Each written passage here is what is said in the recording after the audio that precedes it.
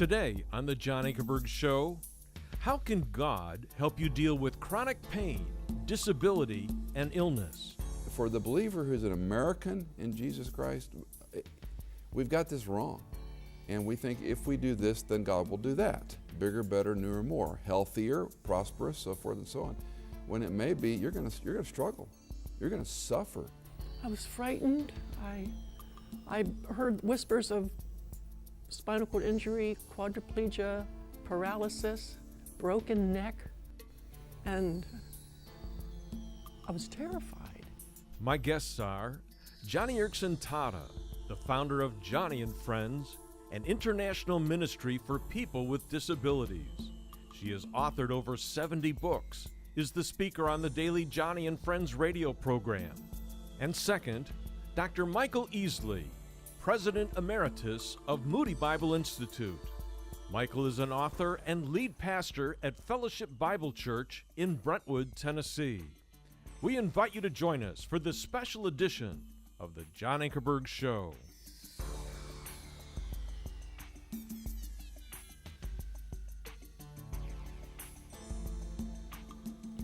Welcome to our program. We've got a great one for you today. You've heard of our two wonderful guests. We've got Joni Eareckson Tada, we've got Dr. Michael Easley, and folks, we're going to talk about suffering. Joni, people all around us, folks that are listening right now, are suffering. Some in our audience may have an extremely painful cancer. They may have a heart problem. They may have migraine headaches. They may have rheumatoid arthritis. Some, like you, have either spinal cord damage where they've got paraplegic or they're quadriplegic. Others, because of diabetes, have even had their hands or feet amputated. Some, like my mom, have Lou Gehrig's or ALS disease and can't walk or talk. And they're saying something like this: Joni, I can't take it anymore. Why does God let me suffer like this? Does God really care about my problems? Why did He allow this to happen? All right? And you said some of these exact same words when your accident took place. And I want you to go back 45 years to 1967, if you would, and take us back to the time. People want to know the story.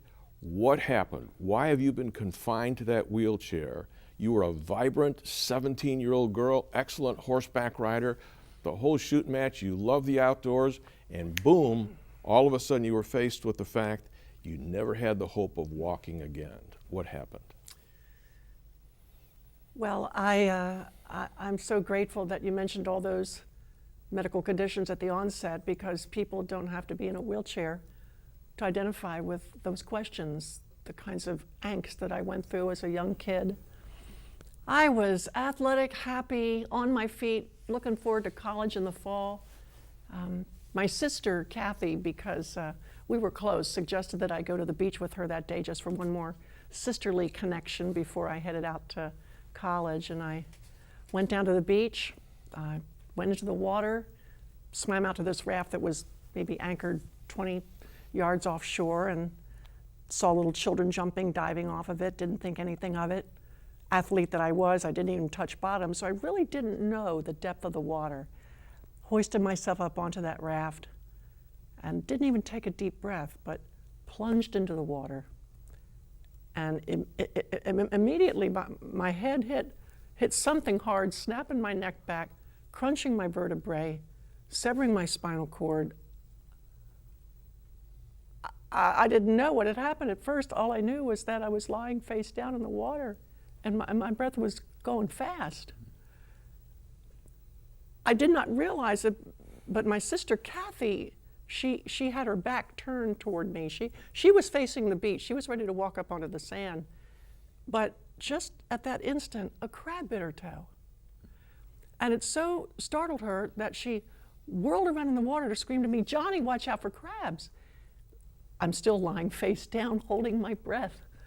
But this crab had alerted her. She saw my hair. She knew something was wrong. And she came swimming for me quickly.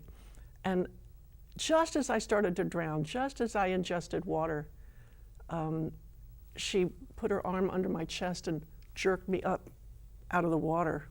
That snapped my head back against her chest, but in that instant, I saw my arm slung over her shoulder, dangling, and yet I couldn't feel it. It was like separated. It was like somebody else's arm. This wasn't me. What was this, a bad dream? And I didn't realize at the time, but I was experiencing what paralysis really feels like. Well, they put me on this raft, dragged me up onto the beach, called the ambulance, whisked me off to the hospital, ripped off my bathing suit, and in the next instant, I've got crowds of nurses and doctors around me. They're shaving my head, they're drilling holes into my skull, they're attaching bolts to my skull, they're putting me on this striker frame, this long flat canvas sandwich to stretch out my neck with weights at the far end of the frame, and I'm thinking, I just want to go home. I just wanted to go home.